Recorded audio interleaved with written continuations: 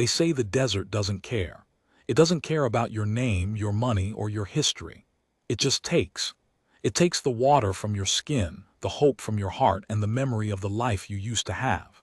It was in that desert, at the very edge of what I thought my world could be, that I found them, a people who had been stripped of everything and who had clung to the only thing they had left, each other.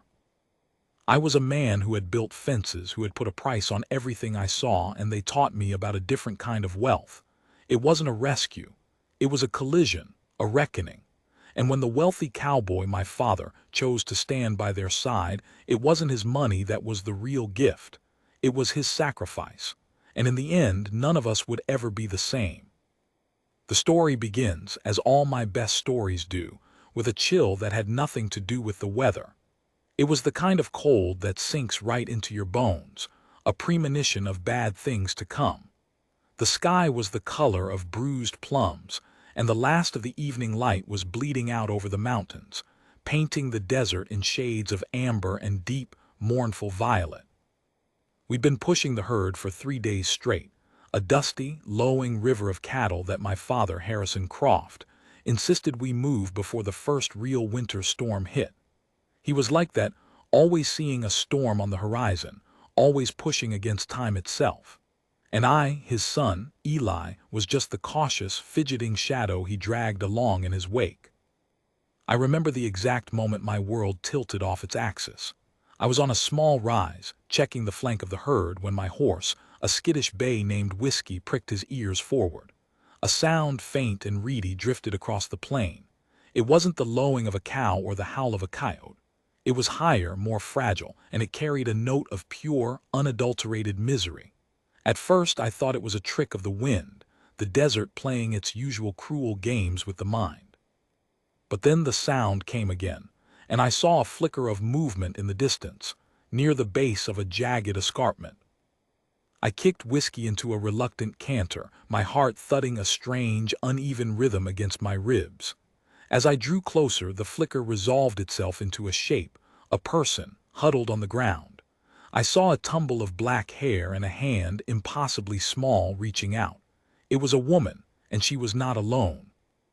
The scene that unfolded before me is one I will carry to my grave, etched not just in my memory, but in the very fabric of my soul. There were 7 of them, scattered in a makeshift camp that was barely more than a few branches propped up against a rock face. Their clothes were rags, their faces hollowed by hunger and exhaustion. They were Apache, and they were in the process of dying. The reedy sound I'd heard was a boy, maybe 6 years old, clinging to the woman's hand, his small body racked with a cough that sounded like it was tearing him apart from the inside. My first instinct was to back away, to retreat to the safety of my world of cattle and fences. The Apache were the enemy, weren't they? We were taught that. They were the threat to our way of life, the shadows that flickered at the edge of the campfire light. But as I sat there, frozen on my horse, I saw something that undid all those simple, dangerous lessons. The woman's gaze met mine. It wasn't full of hatred or the fierce defiance I'd been told to expect. It was a plea. A raw, human plea for help, for a tiny bit of mercy in a world that had shown her none. She was holding her hand out, not in a gesture of surrender, but of pure, primal desperation. And in that gesture I saw myself, saw any of us, stripped of everything and left to die alone in the dust. What did I do?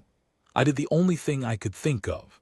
I turned my horse and rode back to my father as fast as I could, my breath coming in short, panicked gasps.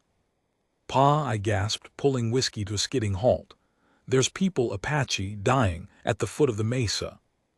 My father's face, weathered and hard as the desert rock, looked at me with a skepticism that bordered on contempt. "Apache," he repeated, the word tasting bitter in his mouth. "Eli, you're seeing things. The heat and the dust are getting to you.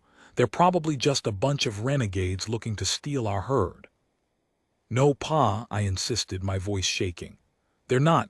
There's a woman, a child. He's coughing up blood. They're dying for real."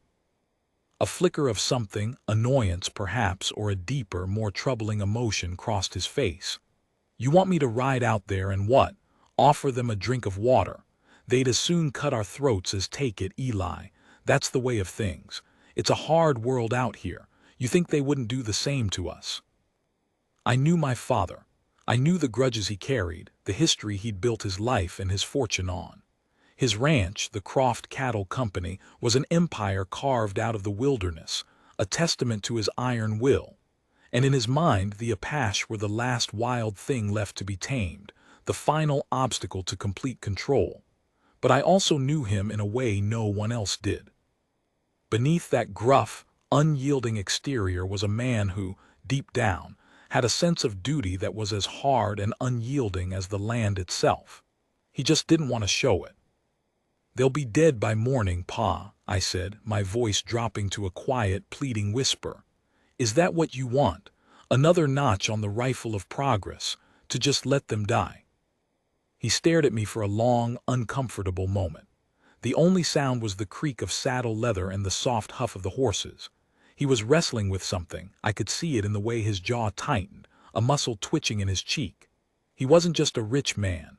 He was a man who had lost his wife, my mother, to a fever she caught while trying to help a group of migrants, people he'd called trouble at the time. I knew that loss had calcified a part of him, made him hard and suspicious. But it had also left a wound that still bled. "Fine," he finally bit out, the word sounding like it was dragged out of him by force. "But you're going with me, and we do this my way. One move I don't like and we leave them. Understood?" The "we" was a small victory. "Yes, Pa," I said, my heart thumping with a mixture of fear and a strange, burgeoning hope.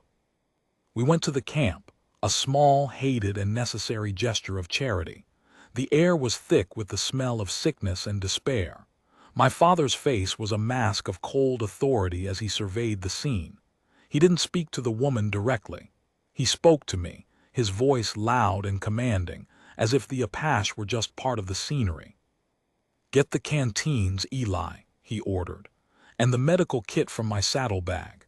If they're going to die, they can at least do it with a little water in their bellies." It was a clumsy, cruel attempt at bedside manner, but it was also the first time I'd ever seen him offer help without expecting anything in return. He didn't order me to leave. He didn't threaten them. He just stood there, a pillar of rigid, uncomfortable silence while I did what I could. I knelt beside the woman and she flinched, a tiny, almost imperceptible movement. I saw it and it made my chest tighten. I was a source of fear to her, just as much as the cold and the hunger. And yet she still held the sick boy's hand, her grip firm, her eyes never leaving my face. As I tried to get her to drink some water, she spoke to me for the first time. Her voice was a dry rasp, almost lost in the whisper of the wind. "I am Naeli," she said. "My brother Kitcha, he is the one who is sick. We were running, soldiers. They burned our village. We fled. Now, we have nowhere to go." Her words hung in the air, a simple, devastating story that was older than the hills themselves. I looked at my father. He was watching the scene, his face unreadable. But I saw his eyes linger on the boy Kitcha. I saw the boy's small, trembling hand and the way he clung to his sister's dress. And I saw something else, a crack in the armor of Harrison Croft, a chink of vulnerability that he would never, ever admit to. He was seeing not an enemy, but a child, and a memory of another small, fragile life he had failed to protect. "The storm is coming, Eli," my father said, his voice low and gruff, breaking the spell. "We can't just leave them here. They'd be dead by morning from the cold." He paused, rubbing his neck with a hand that was calloused from a lifetime of work. "There's an old line shack a few miles east of here. It's in bad shape, but it's got a roof. More than these folks have. We'll take them there." I stared at him, stunned. He wasn't just giving them water. He was giving them a place to shelter. But a storm of a different kind was brewing in my father's eyes. It was the storm of his own conscience. "This is a one-time thing," he added, his voice hardening again. "We get them to the shack, leave them enough supplies to get them through the week, and we ride on. It's all we can do. There's a line, Eli, and we just drew it." He was right about the storm. The wind had picked up, carrying the sharp, metallic scent of snow. It was a race against the elements. My father, for all his gruffness, understood that. He helped me fashion a makeshift travois from a couple of fallen branches in our saddles, and we strapped the two weakest of the group onto it. It was a slow, agonizing journey. The Apache were wary, watching our every move with the silent, coiled tension of prey. My father, in turn, was a bundle of nerves, his hand never straying far from the butt of his rifle. The journey was punctuated by the boy, Kitchai's, rasping cough. It was the sound of a soul being slowly extinguished, and it grated on my father's nerves. I could see it in the way he flinched every time the child coughed, the way he urged his horse a little faster, pushing the pace as if he could outrun the sound of the boy's suffering. "He won't make it," my father muttered under his breath, his voice tight with frustration and, I think, a deep, genuine fear. It wasn't the fear of an enemy, but the fear of losing a life he had just chosen to save.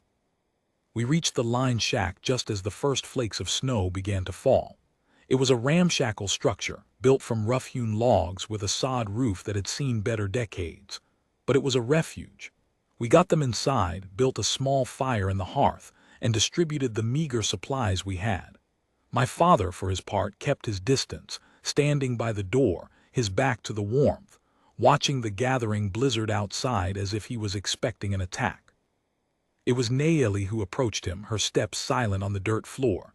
She held out her hand, a small, smooth stone in her palm. "Thank you," she said, her eyes meeting his. "For my brother, for us."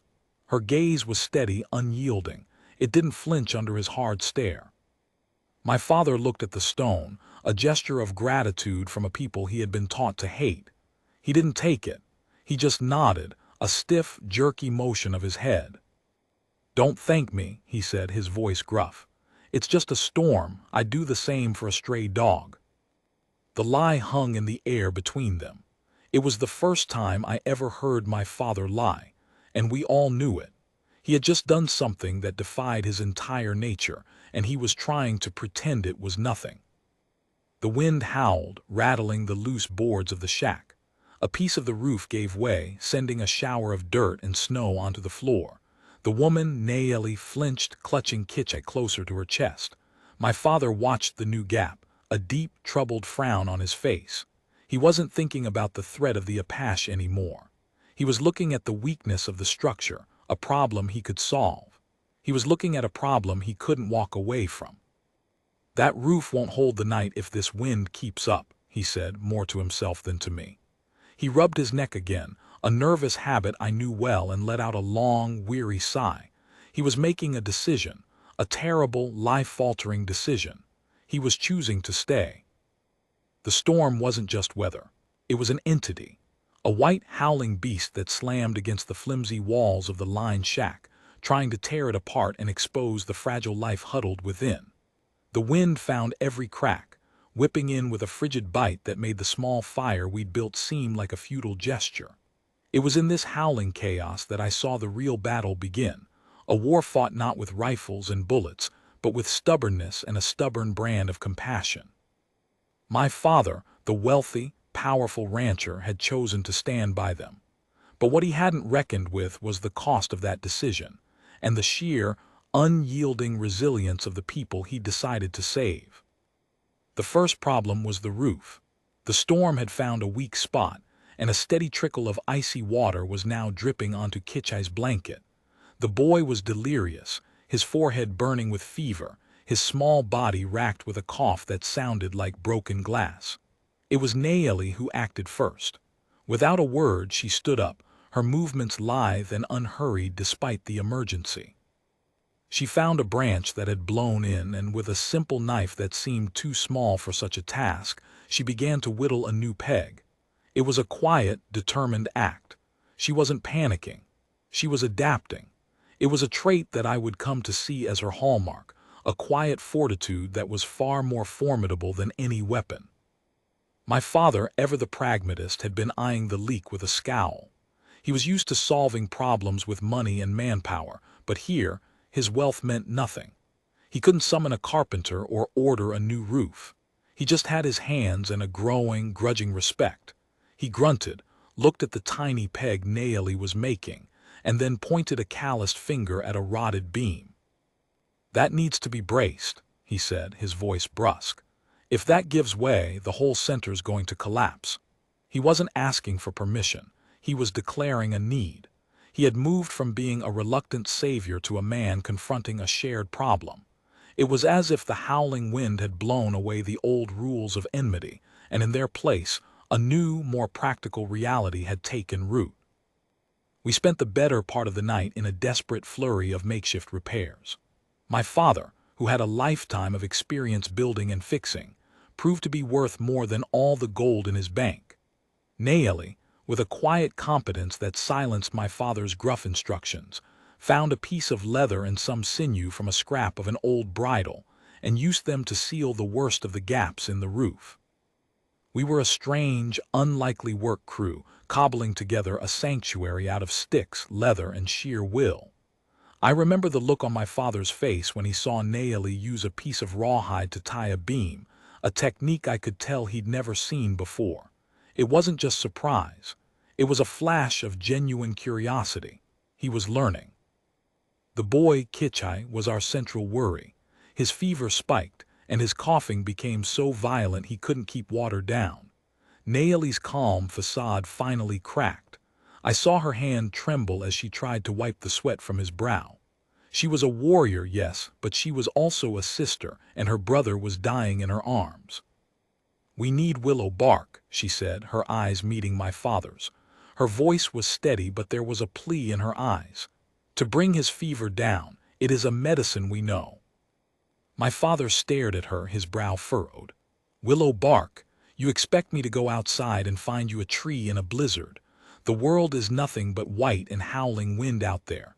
There's no willow bark to be found." "There is if you know where to look," she said, her voice quiet but firm. "Down by the dry creek there are willows. They are twisted, small, but they grow. It is not far. If you can find the creek, the bark will save him." The silence was broken only by the rattle of the wind. My father was not a man who went looking for medicine. He was a man who bought his solutions. But he looked at the boy, the small, sweating, struggling child, and then at his sister, whose trust in him was a terrifying, fragile thing. The moment stretched, heavy with unspoken things. Then he let out a long, ragged breath. "Eli," he ordered, his voice gruff, "get a rope, tie it around my waist. If I don't make it back in an hour, you go for the horses and you ride like hell for the homestead." "Pa, I should go," I started, but he silenced me with a look. "No, you're the only one who can help Naeli with the others. I'm the one who knows how to read the ground, and I'm the one who agreed to help." He was acknowledging his decision, his choice to be here, out loud. It was a moment of profound vulnerability for a man who prided himself on never being wrong. He wasn't doing this for a reward. He was doing it for a boy he didn't know, and for a woman who had placed her trust in him. I watched him go, a dark silhouette swallowed almost instantly by the wall of snow. The minutes stretched into an eternity. I helped Naeli as best I could, tending to the other survivors, an old man with a gash on his arm and two young mothers with their children. I felt useless, a spectator to their silent, quiet battle for survival. Naeli seemed to sense my agitation. She looked at me, her eyes dark and unreadable. "He is a good man," she said. It was a statement, not a question. "He is afraid, but he is not a coward." "I know," I said, surprised by the admission. "He's my father." For the first time, a ghost of a smile touched her lips. "He is stubborn," she added, "like the old ones. He thinks his land is his and his world is the only one, but he is changing." It was true. In the few hours we had been trapped together, my father had been transformed. The hard lines of his face had softened, and his hand had twitched less often toward his rifle. He had stopped seeing Naeli and her people as a problem to be eliminated, and had started seeing them as people with knowledge and skills he lacked. The change was subtle, but it was there, etched in every small, quiet gesture. Just when I was about to abandon hope and go after him, the door swung open, and a snow-covered figure stumbled in, carrying a gnarled bundle of branches. It was my father. His face was white with cold, his beard a solid sheet of ice, but his eyes were bright. He was alive. He had brought them the medicine. It was a small victory, but in the context of the storm, it felt monumental. Naeli took the bark from him and their hands touched for a brief moment. It was a moment of profound connection, two people from opposite worlds sharing a common goal. He didn't pull away and neither did she. He just stood there, dripping on the floor, watching as she stripped the bark and began to brew a tea. He didn't say a word. He didn't need to. The gesture had spoken for him. The rest of the night was spent fighting a desperate battle against the fever. Naeli worked tirelessly, her hands moving with a practiced, ancient skill. My father, for his part, sat by the fire, a silent sentinel, occasionally adding a log to the flames. He was no longer a wealthy rancher. He was just a man, tired and cold, doing what he could to help. The wealth, the power, the empire, it all felt like a dream, a distant memory from another life. The only thing that mattered was the small space we shared, and the fragile spark of life we were trying to keep alive. As the first gray light of dawn crept through the cracks, Kichai's fever finally broke. He slept, his breathing deep and even, the horrible rattle gone from his chest. Naeli looked at my father, and in her eyes was a debt she could never repay. She held out her hands to him, empty, a gesture of surrender. He just shook his head. "No," he said, his voice rough with exhaustion. "You don't owe me anything. We're all just trying to survive." He paused, staring at the sleeping boy. "He's a fighter just like his sister." It was the first time he had acknowledged their shared humanity without a caveat. He saw Kichai not as an Apache child, but as a fighter, a survivor, just like them. The storm had finally begun to abate. The wind had died down to a whisper, and the snow was easing into a gentle, almost serene fall. It was a false peace, and we all knew it. The world outside was waiting, and the choices we had made inside the shack would have consequences. We had sheltered them, fed them, and healed them. We had defied the unwritten laws of the frontier, and that defiance came with a heavy price. My father stood up, his joints cracking from a night spent on the cold ground. He walked to the door and looked out at the pristine, white landscape. He knew that what he had done was a line he could never uncross. He had not just helped them, he had chosen them. He had stood by their side against the wilderness, and now he would have to stand by their side against the rest of his world. He turned back to us, his face an unreadable mask. "The storm's over," he said, his voice flat and emotionless. "But the real trouble is just beginning." The finality of his words hung in the air. This was not an end. It was a beginning, a dangerous, uncertain beginning. The quiet after the storm was the most terrifying sound I had ever heard. It wasn't the peace of a resolved conflict, but the eerie, hanging silence of an unresolved one. The lined shack, now a refuge, felt like a cage. We had survived the blizzard, but the real world was waiting outside, and it was full of people who would not understand what we had done. People who would see my father's choice not as an act of compassion, but as an act of treason. My father, the wealthy, powerful rancher, had made a decision that had stripped him of his armor, leaving him vulnerable not just to the elements, but to the judgment of his own kind. We emerged from the shack into a world of blinding white. The snow had transformed the familiar desert into a foreign, silent landscape. It was beautiful and unforgiving.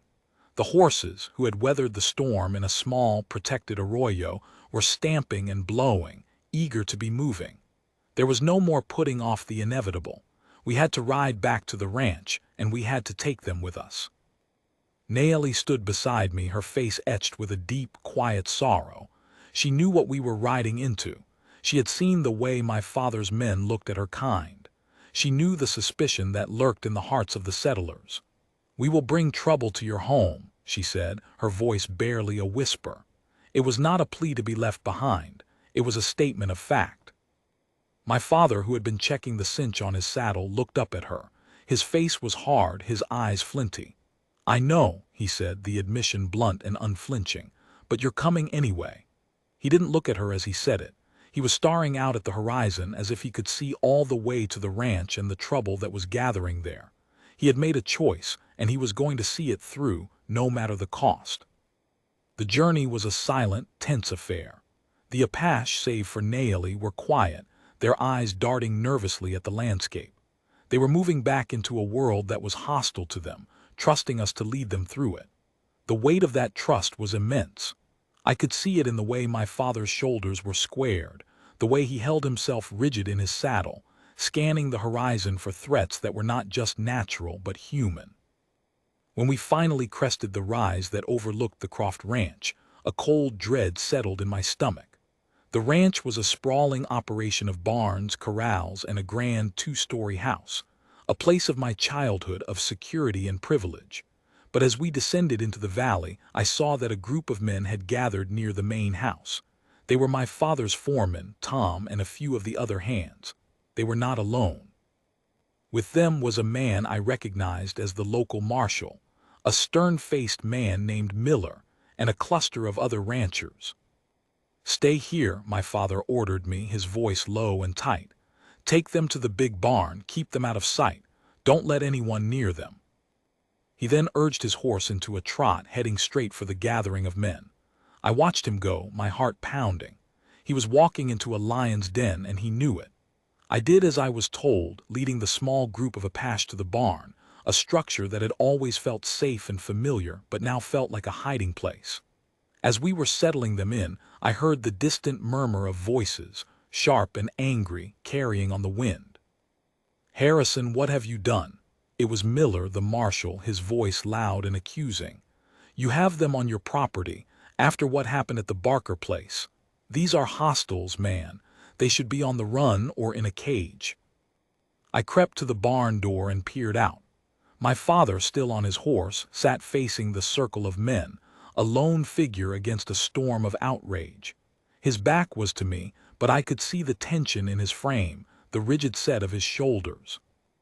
"They were dying, Miller," my father's voice rang out, surprisingly clear and strong. "A woman and a child, a boy who couldn't have been more than 6. You want me to leave them to freeze?" "You don't know them, Harrison," another rancher, a man named Clay, yelled. "They could be the ones who killed the Barkers. They're all the same. They'll slit your throat while you sleep." "I know that boy," my father shouted back, his voice finally cracking with a raw, barely contained fury. "I watched his sister try to save him in a blizzard. I helped her brew willow bark tea and held a rag to his head. Is that the face of a killer? Is that a threat to you and your precious cattle?" The argument raged on, a dizzying, terrifying mix of accusations, threats, and old, deep-seated hatreds. It was a mirror to the larger conflict of the frontier, a war of words that threatened to explode into something far more violent. I saw Clay's hand drift towards his holster and my breath caught in my throat. But my father was a man who had faced down stampedes and outlaws. He didn't flinch. He just sat there, a stone in the path of their anger, daring them to move him. In the barn, Nayeli was watching the scene unfold through a crack in the wall. I saw her face, pale and drawn. She looked at me, her eyes filled with a terrible, knowing sadness. "He will be cursed for this," she said. "By his own people. He is a good man, Eli, but the world he belongs to will not forgive him." I didn't know what to say. She was right. My father was fighting a battle he couldn't win with logic or wealth. He was fighting a belief system, a fear that was older than the Republic itself. And I was his son, a part of that world. The confrontation came to a head. The marshal, his face red with frustration, pointed a finger at my father. "I'm giving you until sundown, Harrison," he declared, his voice carrying a final, official weight. "You either turn them over to my custody, or I'll come back with a posse and take them myself, and you'll be charged with harboring fugitives." My father didn't answer. He just stared at the marshal, a cold, hard look on his face. I knew that look. It was the look of a man who had run out of words, a man whose next move would be a physical one. He turned his horse and rode back to the barn, leaving the men in the yard fuming. He dismounted, his face a mask of weary defiance. He didn't speak to me. He walked past me into the barn, his eyes finding Nayeli. "Well," he said, his voice rough with exhaustion, "it seems I have a choice to make." Nayeli stood before him, her head held high. "You should let us go," she said, her voice steady. "We will go. You have done enough. We will not repay your kindness by bringing ruin to your home." My father shook his head, a small, sad smile on his lips. It's already ruined, Naeli, or it will be no matter what I do. If I let you go, I betray my conscience. If I keep you, I betray my world. I've already made my choice. He paused, rubbing his neck again. But I can't fight a war on two fronts. I can't protect you from the entire county. I need a plan. That's when the full weight of the situation hit me. My father's wealth, his influence, his entire empire, it was all worthless in the face of this. He couldn't buy his way out of this moral dilemma. He couldn't command his way out of it. He had to fight for it with something else, something he was only just beginning to understand: trust. In that moment, Naeli made a decision that would change everything. She looked at my father, then at me, her dark eyes full of a terrible, steely resolve. "There is a place," she said, her voice dropping to a low, secretive whisper. "High in the mountains, a place my people know. It is far from here and the soldiers do not go there. It is a place of refuge." She was offering him a way out. She was trading their location for our protection. It was a gamble, a last-ditch effort to save not just themselves, but the man who had saved them. "A place of refuge," my father repeated, his voice full of a new, desperate hope. He looked out of the barn door at the men who were still lingering in the yard, and then back at Naeli. The sun was starting its descent towards the horizon, and its light was casting long, ominous shadows across the yard. The choice he was about to make was not just about sheltering them. It was about shattering the very foundations of the world he had built. The decision, when it came, wasn't loud. It was quiet, a whispered exchange in the dusty, hay-scented shadows of the barn. My father listened to Naeli, his eyes fixed on the distant mountains, and I saw the weight of his entire life fall from his shoulders. He had been a man defined by his empire, his wealth, his position. Now he was about to define himself by his choice. He was going to defy the marshal, the other ranchers, and his entire world. He was going to help them escape. "All right," he said, his voice a low, weary rumble. "We'll do it your way, but we don't have much time. Sundown is the deadline. We need to be gone before then." It was a mad plan born of desperation. We were going to stage a ruse. My father would go out to the men in the yard and offer a compromise. He would keep the Apache confined to the barn until the marshal could send for a troop from the fort. It would buy us time. Meanwhile, Naeli and I would take her people out the back of the barn and into the rocky hills. My father would then catch up to us with supplies and horses, and we would lead them to her secret mountain refuge. The plan was reckless, a house of cards built on a lie and a prayer. It was the only thing we had. The first part of the plan worked. My father, ever the actor, played his part perfectly. He rode out to meet the marshal, his voice full of feigned capitulation. I heard him say, "You're right, Miller, I was a fool. They're just a problem I don't need. The fort can take them." The marshal, eager to end the standoff, accepted the compromise, his suspicion barely concealed. He said he would send word to the fort, and he and the other men rode away, satisfied that order had been restored. The performance was over. The real escape was just beginning. We moved like ghosts. Naeli led her small, haggard group out of the back of the barn and into the labyrinthine maze of arroyos and scrub-covered hills. The sun was a blood-red disk on the horizon, casting long, distorting shadows that seemed to stretch and reach for us. I had a single pack horse laden with what we could grab: food, blankets, and a single rifle. It was nowhere near enough, but it was all we had. My father would catch up, he had to. The journey was brutal. The snow from the blizzard was melting, turning the ground into a treacherous mess of mud and ice. We moved in silence, the only sounds the labored breathing of the weak and the occasional, jarring snap of a twig. The hope of the first hour faded into a grim, desperate reality by the third. The marshals at the ranch would eventually realize they had been duped. We were racing a clock we couldn't see. Then the first shot rang out. It was a distant crack, but it echoed through the hills like thunder. I spun around, my heart leaping into my throat, and I saw them. 4 riders, silhouetted against the last of the light, bearing down on us from a ridge to the north. Marshal Miller, true to his word, hadn't waited for the fort. He'd suspected a ruse all along. They were faster than us, and they were armed. "Keep moving," Naomi hissed, her voice a whip crack of command. Into the rocks now. We scrambled, a panicked, terrified flight. Bullets began to whine and ricochet off the stones around us, kicking up puffs of dust and snow. I grabbed Kitch, who was struggling to keep up, and threw him over my shoulder. The boy was light as a bird, his feverish weight a terrifyingly fragile burden. We were cornered. A steep rock face blocked our path, and the men were closing in, their horses sliding and skidding on the icy ground. It was a trap, and I knew with a cold, horrifying certainty that we were about to die. The marshal and his men were not going to take us alive. They were going to make an example of us.